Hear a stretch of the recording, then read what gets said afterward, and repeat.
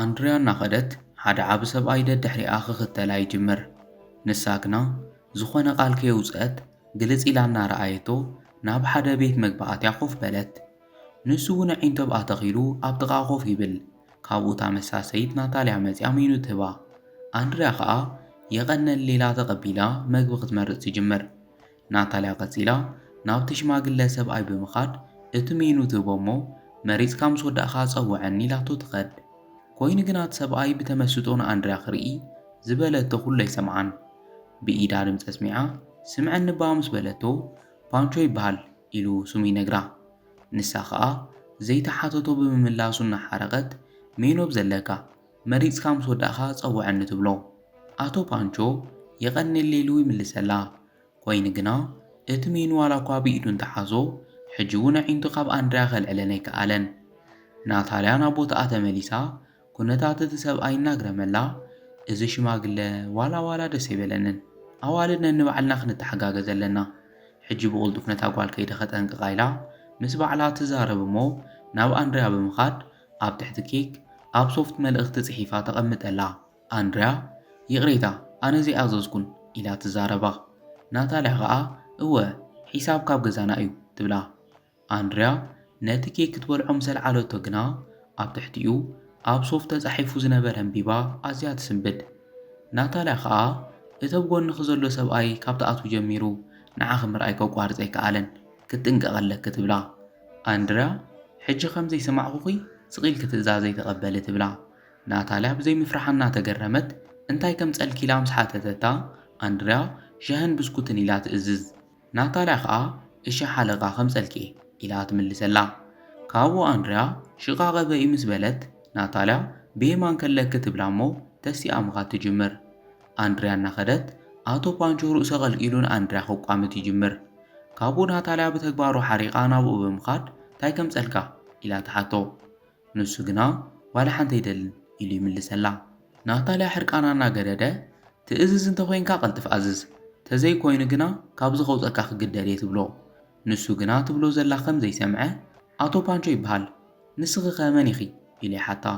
ንሳ ከዓ ኣነ ናታልያ ይበሃል ኣብዚ ገዛ መሳሰይት ስለ ዝኾንኩ ትእዛዝካ ክቕበል እየ መፂ ኢላ ትምልሰሉ። ኣቶ ፓንቾ ግና ከምዚ ጨነቆ ግልጽልጽ እናበለ ኣብ ቤት መግቢ ድየ ዘለኹ መሓዝ መፂ ኢሉ ይሓታ። ናታልያ ሕርቃና እናገደደ ሕጂ ሕሙም ከም ዝኾንካ ይተምስል፣ ካብ ዓንተዎ ጀሚረ ነታ ጓል ከመይ ትጥምታ ከም ዝነበርካ ርኢከ ኢላ ተፋጥጠሉ። ኣቶ ፓንቾ ናብ ሽቓ ክኸደለኒ ምስ በልሃ ናታልያ ናብ ኣዴኻ ክትከደል ኢኻ ኢላ ተፋጥጠሉ። ኣቶ ፓንቾ ግና ሕጂ እውን ናብ ሽቓ ክኸደለኒ ኢሉ ይዛረብ። ናታልያ ግና ንሳ ከይወፀት ፈጺምካ ንኽትኣቶ ይፈቕደልካን ሕጂ ትእዝዝ ዲኻ እንታይ ትብሎ። ኣቶ ፓንቾ እሺ ግን ሕጂ ክበልዕ ኣይደልን ይብላ። ካብኡ ናታልያ እንድሕር ዘይትእዝዝ ወይ ዘይትኸድ ኮንካ ንዓማዊለ ይረቡሽ ኢለ ፖሊስ ክጽውዕ ትብሎ። ኣቶ ፓንቾ ኾፍ ምስ በለ እንታይ ከም ዝደለኻ ፈሊጠከ እየ ይከታተለካ ስለ ዘለኹ ተጠንቀቕ ኢላ ትዛረቦ። ኣብ መጠረሽታ ኣቶ ፓንቾ እሺ ቡን ኣምጽለይ ኢሉ ይእዝዛ። ናታልያ ከዓ እቲ ሜኑ ብሕርቃን ኣሕዲጋቶ ትኸድ። ብዙሕ ከይጸንሐ ኣቶ ፓንቾ ካብ ወንበሩ ተሲኡ ኣንድርያ ናብ ዘቐመጠቶ ሳንጣ ክኸድ ይጅምር። ናታልያ ከዓ እዚ ሰብኣይ ሎሚ ኸጸልለኒ ይደልዩ ብምባል ቴሌፎን ኣውፂኣ ሳንጣ ኸፊቱ ገለ ነገር እናውፅአ ክትቀድሖ ትጅምር። ካብኡ ቐዲሓ ምስ ወድአት መን ምዃነ ይፈለጥካንን ሽማግለ ኢለ ዝምሕረካ ድዩ መሲልካ ሕጂ መረዳእታ ስለ ዝሓዝኩ ፖሊስ ተዘይጸዊዐ ክትርኢ ኢኻ ኢላ ትሕነየሉ። ካብኡ ናብ ፖሊስ ደው ኢላ ሄሎ ገበን ስርቂ ኸመልክት ደልየ ነይረ ትብል። ኣብ መንጎ እዚ ኣንድርያ ካብ ሽቓቕ ትወፅእ። ናታልያ ከዓ ኣብ ኣቬንዳ ዳላስ ኣሜሪካ ኢላ ኣድራሻኣን ፖሊስ ትሕብር። ኣንድርያ ናብ ወንበራ ኾፍ ምስ በለት ናታልያ ንኣቶ ፓንቾ እናረኣይት ካብ ሳንጣኺ ገንዘብ ወሲዱ ኢላ ትዛረባ። ኣንድርያ ግና ንምንታይ ከምኡ ትብለለኺ ኢላ ብሕርቃን ትሓታ። ንሳ ከዓ ብዓይኒ እየ ብቴሌፎነይ እውን ቀዲሐዩ እናበለት ኣቶ ፓንቾ ካብ ኮፍ ዝበሎ ተሲኡ ኩሉ ትብሎ ዘላ ሓሶት እዩ ኣነ ዋላ ሓንቲ ኣይገበርኩን ኢሉ ክዛረብ ይጅምር። ናታልያ እቲ ዝሰረቆ ብጅቡኡ ከም ዘሎ ርግጸኛ እየ ምስ በለት ኣቶ ፓንቾ ኣብ ስርኡ ክሸን ይጅምር። ካብኡ ናታልያ ብተግባሩ እናሓረቐት እንታይ ዝገብር ዘሎ ኣዝዩ ዘሕፍር ኢላ ክትጸርፎ ትጅምር። ኣብዚ ግዜ ኣንድርያ ይቕሬታ ክኸደለን ኢላቶም ካብቲ ቤት መግቢ ትወፅእ። ንሶም ምስ ወፁ ፖሊስ ጂሚ እናጎየ ይመጽእ እሞ ከመይ ሓዲርክ ወይዘሪት ኣብዚ ቦታ ገበን ስርቂ ከም ዝተፈጸመ ተሓቢርልና ነይሩ ይብላ። ንሳ ኸኣ ኣነ ደው ኢለ እቲ ሌባ ሕጂ ወፅዩ ግና ብዙሕ ኣይርሕቕን ምስ በለቶ ጂሚ ንስኽሪ ክተሰሪቕኪ ኢሉ ይሓታ። ንሳ ኸኣ ካብ ዓሚል ይሰሪቑ ካብ መጀመርታት ሒዙ ይከታተላ ስለ ዝነበረ ሕጂ እውን ኣብ ሓደጋ ከም ዘላ ርግፀኛ እየ ክንበፅሐላ ኣለና ትብሎ። ካብኡ ጂሚ ናብኦም ከይዶም ምስ በላ ሰዓበኒ ኢላቶ ናይ ስራሕ ክዳና ኣውፅያ ምስኡ ክትከድ ትጅምር። ብኻልእ ገጸ ብደገ ኣቶ ፓንቾ ስምኪ መን እዩ ኢሉ ንኣንድርያ ሓታ። ንሳ ኸኣ ኣንድርያ ኢላ ትምልሰሉ። ካብኡ ቐፂሉ ኣነ ፓንቾ ይበሃል ናበይ ክደኣ ትኸዲ ዘለኺ ኢሉ ይሓታ። ንሳ ድማ ናብ ገዛ ኢላ ትምልስ። እቲ ሰብኣይ ሕቱኡ ብምቕጻል እንታይ ክትሰርሕ ይብላ። ንሳ ኸኣ ኣካውንታንቴ ሎሚ ግና ዕረፍቲ ስለ ዝኾንኩ ስራሕ የብለይን ትብሎ። ኣቶ ፓንቾ ኣነ ድማ ኣብቲ ዝዓበየ ዩኒቨርሲቲ ዝሃገር ፕሮፌሰር ኢሉ ስርሑ ይነግራ። ኣንድርያ ናይ ብሓቂ እንታይ ደኣ ሕጂ ዘይትሰርሕ ኢላ ትሓቶ። ኣብ ሰዓት ኣቶ ፓንቾ ብጭንቀት ርእሱ እናሓዘ ሕጂ በይ ከም ዘለኹን እንታይ ይገብር ከም ዘለኹን ኣይፈልጥን ጠፊኤ ኢሉ ይምልሰላ። ኣንድርያ ድማ ኣውቶቡስ ኢና ንፅበ ዘለና ኢላ ትዛረቦ። ካብኡ ኣቶ ፓንቾ ናብ ኢና ክንከድ ኢሉ ክጥምታ ይጅምር። ኣብዚ ግዜ ኣንድርያ ከምኡ ኢሉ ምጥማቱ ምችዖት ከሊእዋ ከምኡ ኢልካ ይትረኣየኒ ትብሎ። ኣቶ ፓንቾ ግና መጠንቀቕቲ ኣዋላ ሓንቲ ከይመሰሎ ዓዲ ኸበይ ድዩ ኢሉ ይሓታ። ንሳ ኸኣ ሶሙራ ኢላ ትምልሰሉ። ኣብዚ ሰዓት ኣቶ ፓንቾ እናገረሞ ሶሙራ ኣዝዩ ዝገርም እዩ እንታይ ደኣ ኣብኡ ርኢክ ዘይፈልጥ ይብላ እሞ ሕጂ ደኣ ናበይ ክትኸዲ ዘለኺ ኢሉ መሊሱ ይሓታ። ንሳ ኸኣ ናይ ሓደ ዝፈትዎ ሰብ ልደት ስለ ዝኾነ ናብኡ እየ ዝኸድ ዘለኹ ትብሎ። ኣቶ ፓንቾ ቁሩብ ክሓስብ ድሕሪ ምጽናሕ ወዲ ኸድዩ ይብላ። ንሳ ግና ኣይኮነን ኣነ ይወለድኩን ኢላ ትምልሰሉ። ካብኡ ቐፂሉ ሰብኣይ ክዲ ደኣ ኢሉ ይሓታ። ኣንድርያ ሕጂ እውን ኣይኮነን ኢላ ትምልስ። እሺ መን ከም ዝበሃል ንገርኒ ምስ በላ ኣንድርያ ከይመለሰትሉ ስቕ ትብል። ብኻልእ ገጽ ንናታልያ ደድሕሪኦም ወፂኦም ናታልያ ምስ ረኣየቶም ኣብዚ እኒሄትልካ ረኣያ ትብሎ። ኮይኑ ግና ገና ናብኦም ከይበጽሑ ኣንድርያን ኣቶ ፓንቾን ተማሪሖም ናብ ኣውቶቡስ ይስቀሉ።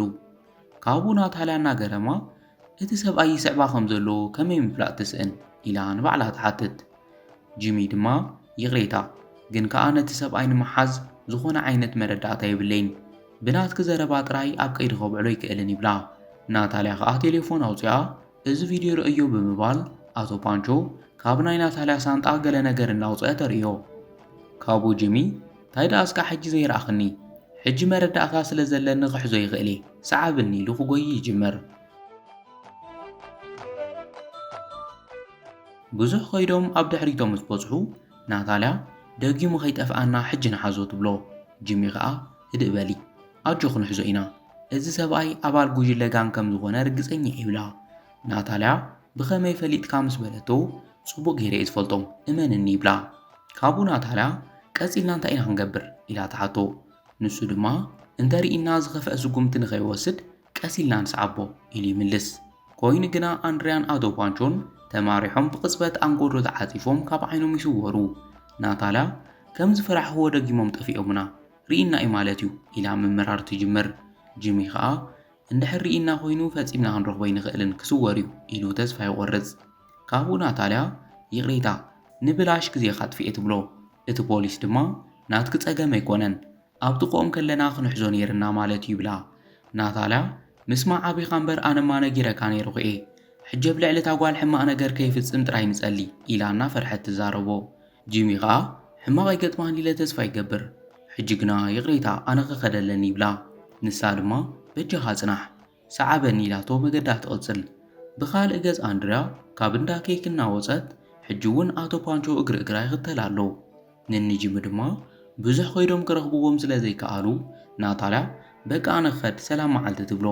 ጂሚ እውን እሺ ንቑናዕ ሓሳብከ የቐኒለይ ቤት መግቢ እውን ካብ ዝርሑቕ ኣይኮነን ቻው ኢሉ ይሰናበታ። ኮይኑ ግና ሃንደበት ንኣቶ ፓንቾ ስለ ዝረኣየቶ ፖሊስ ሓንሳ ጽናሕ ንዓረኣዮም ኢላ ትጽውዖ። ኣቶ ፓንቾ ደድሕሪ ኣንድርያ እናኸደ ጂሚ ብጉያ ብድሕሪቱ መፂኡ ከይትንቀሳቐስ ብስርቅን ጾታዊ መጥቃዕትን ኣብ ትሕቲ ቀይዲ ውዒልካ ኢኻ ይብሎ። ኣቶ ፓንቾ ናይ ምንታይ ጾታዊ መጥቃዕቲ እንታይ ኢኻ ትዛረብ ዘለኻ ኢሉ ይምልሰሉ። እቲ ፖሊስ ግና ነዊሕ ተኸታቲለካ ዘጠራጥር ጠባይ ከም ዘለካ ርኤ ብተወሳኺ እታ ኣብቲ ሬስቶራንት ክትሰርቕ ዝረኣየት ጓጓል መረዳእታ ኣለዋ ይብሎ። ኣቶ ፓንቾ ድማ ብዛዕባ እንታይ ትዛረብ ከም ዘለኻ ኣይተረድኣንን እታ ጓል ባዕለያ ምሳይ ንዓና ኢላትኒ ይብሎ። ኣብዚ ግዜ እቶ ፖሊስ ከምኡ እንተኾይኑ ንምንታይ ደድሕሪኣ ትስዕብ ምስኣ ዘይትኸድ ኢሉ የፋጥጠሉ። ኣቶ ፓንቾ በጀኻ ስደደኒ ኣብዚ ተጸበየኒ ኣይላትኒ ኢሉ እናለመኖ ጂሚ ከኣስሮ ይጅምር። ብዙሕ ከይጸንሐ ኣንድርያ ኣበይ ኣለኻ ንምንታይ ካብዚ ትንቀሳቐስ ኢላ እናተጨነቐት ምድላይ ትጅምር። ኣብ ሰዓት ናታልያ ናብኣ መፅያ ብሕማቕ ከይትወስድዮ ኣብ ሓደጋ ከም ዘለኺ ስለ ዝተረድአኒ ካብ ዓንተዎ ጀሚረ ፖሊስ ፀዊዐ ክከታተልኪ እየ ፀኒሐ ትብላ። ኣንድርያ ዘረባ እናግረመላ ብዛዕባ ናይ ምንታይ ሓደጋ እየ ክትዛረብ ዘለኺ ትብላ። ናታልያ ከዓ እቲ ኣብቲ ሬስቶራንት ሰረቐኪ ሰብኣይ እስካ ዓብዚ ትበፅሒ ደድሕሪኺ ይከታተለኪ እዩ ነይሩ ኢላ ተረድኣ። ኣንድርያ እዚ ብፍጹም ክኾነ ኣይክእልን ምስ በለታ ናታልያ ኣጆኺ ሕጂ ህድእ በሊ ፖሊስ ስለ ዝሓዞ ዋግኡ ክረክብ እዩ ኢላ ክተህድኣ ትፍትን። ኣንድርያ ግና ዝገደደና ሰንበደት ፖሊስ ዓብ ጌጋ ኢኺ ሰሪሕኺ ኢላ ክትወቕሳ ትጅምር። ናታልያ ዘረብኣ እናገረማ ቤት መግበይ ዓፄ ንዓኺ ክሕግዝ እስካ ዓብዚ ክንዲ ዝመጻኹ ንዓይፀርፊ ኢላ ትሓዝን። ኣንድርያ ግና ሕጂ በኦም ዘለዉ በጃ ክመልስለይ እናበለት ትልምና። ናታልያ ህድእ በሊ ኣብዚ ቀረባ እዮም ዘለዉ ምስ በለታ ብፍጹም ክእሰር የብሉን ኢላ እናጎየት ናብኦም ክትከድ ትጅምር። ምስ ረከበቶም ኣንድርያ ንኣቶ ፓንቾ ትሕዞሞ እቲ ፖሊስ ከዓ እታ ዝተሰረቐት ንስኺ እንድሕር ኮንኪ ቃልኪ ንምሃብ ናብ መደበር ፖሊስ ክትከደለኪ ኢሉ ይእዝዛ። ንሳ ግና ኣነ ናብ ዝኾነ ቦታ ኣይከድን ሕጂ ቀልጢ ፍትሓዮ ትብሎ። ጂሚ ብዘረባ እናተገረመ ንናታልያ ይርኣ። ናታልያ እውን ከምኡ ተገሪማ ዋላ ሓንቲ ክትምልሰሎ ይከኣለትን። ካብኡ ጂሚ እሺ ኢሉ ንኣቶ ፓንቾ ምስ ፈትሖ ኣንድርያ ሓቒፋቶ ክትከድ ትጅምር። ንሶም ምስ ከዱ ናታልያ ኩሉ ነገር ዋላ ሓንቲ ክርድአና ይከኣለን እቲ ሰብኣይ እኮ ክጎድኣ ይኽእል እዩ እንታይ ዝፍጠር ዘሎ ትብሎ። ጂሚ ከዓ ኣነ እውን ኣይተረድአንን እስኪ ደድሕሪኦም ከይድና እንታይ ይፍጠር ከም ዘሎ ነረጋግፅ ኢሉ ተማሪሖም ይኸዱ። ኣብቲ ፓርክ ኣንድርያ እናበቐየት ንኣቶ ፓንቾ ናይ ልደት ቆቢዕ ጌራ ሎሚ መዓልቲ ልደትካ ምዃኑ ትፈልጥ ዶ ኢላ ተሓቶ። ካብኡ ቀፂላ ምናልባሽ ገለ ዝኽርኻ እንተተመለሰ ልደትካ ብፍሉይ ክነብዕሎ ኢሉ እየ ናብዚ ሒዘካ መፄ ጋሻ ጌርካ ከም ተሓስበኒ ይፈልጥ እየ እናበለት ኣምሪራ ትበኪ። ንንጂሚ እዚ ምስ ረኣዩ ብሓዘነ ዒንቶም ንብዓት ክቋፅር ይጅምር። ንሳ ከዓ ሓደ መዓልቲ ጓለይ ክትብለኒ ናይ መወዳእታ ንኣምላኽ ዝልምኖ ድሌተ እዩ እናበለት ኢዱ ሒዛ ሰሓቐይ ስመይን ቁልዕነተይን መዓዝ ኢኻ ክትዝክሮ እናበለት ብኽያ ተሰኒፍዋ ዝሕንዝሕ ትበኪ። ካብኡ ከዓ ባዕላ መሊሳ ግን ከዓ ዋላ ንስኻ ይትዘክረኒ ኣነ ይግድሸንን ኣነ ፈጺመ ፍቕርካ ይርስዖን የፍቅረካ እየ ባባ ኢላ ተሓቕፎ። ካብኡ ንንጂሚ ናብኦም ምስ ከዱ ኣቶ ፓንቾ ፈሪሑ ክጽጋዕ ይጅምር። ናታልያ ከዓ ከምዚ ዝበለ ጽቡቕ ግዜ ከበላሾ ይኮንኩን መፄ ንዓኽን ነቦኽን በዲለኩም እየ ግን ከዓ ብሕማቕ ሓሲበ ኣይኮንኩን በጃኺ ይቕረበለይ ትብላ። ኣንድርያ ጸገም የብሉን ዝሓፍተይ ምስ በለታ ናታልያ ንምንታይ ደኣኻ መጀመርታ ኣቦኹም ምዃኑ ዘይነገርክኒ ኢላ ተሓታ። ኣንድርያ ድማ ምኽንያቱ ኣነ መን ምዃነይን ንሱ መን ምዃኑን ኣይፈልጥን ሓደ ግዜ ከም ቆልዓ እዩ ዝገብሮ በዚ ምኽንያት ሰባት ብዝነበሮ መንነት እምበር ሕጂ ብዘለዎ ስብእና ክዝክርዎ ስለ ዘይደሊ እየ ከም ጥዑይ ሰብ በይኑ ክሰዶ መሪፀ ትብላ።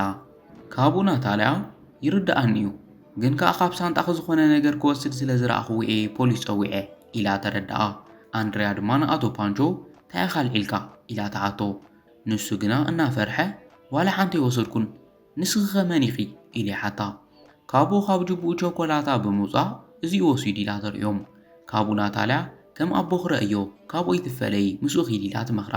ካብኡ ኣንድርያ ዝበዝሕ ግዜ ኣነ ጋሻ ከም ዝኾንኩን ክጎድኦ ከም ዝኽእልን እዩ ዝሓስብ በዚ ምኽንያት ባዕሉ ክኢሉ ንኽኸድ ዝገድፎ ንዕኡ ዝሕልወሉ መገዲ እዩ ልበይ ብሓዘንና ደሜ ናብ ዝኸዶ ክስዕብ መሪፀ ትብላ። ናታልያ ነቦኣ ብዘይ ምድር ባያና ገረማ ጀግናን ወለዳ ተፍቅርን ጓሊኺ ከም ሌባ ክሪኦ ይነበረንን ኢላ ይቕሬታ ተሓታ። ጂሚ እውን ቃላቱን ኩነታቱን ከይመዘንኩ ሌባ ኢለ ስለ ዝሓሰብክዎ ጥራይ ከም ሕማቕ ሰብሪ እየ ሕጂ ክልቲኹም ፍልይቲ መዓልትኹም ክተብዕሉ ክገድፈኩም ኣይተሓዙልና ይብሎም። ኣንድርያ ከዓ ጸገም የብሉን ንጽቡቕ ሓሲብኩም ከምኡ ከም ዝገበርኩም ይርድአኒ ኢላ ተመስግኖም። ካብኡ ጂሚ ሕጂ ናብ ስራሕ ክንከድ ኣለና ጽቡቕ መዓልቲ ኢልዎም ይኸዱ። ብድሕሪኡ ኣንድርያን ኣቦኣ ኣቶ ፓንቾን እናተሓጎሱ ልደቱ ክጽምብሉ ይጅምሩ።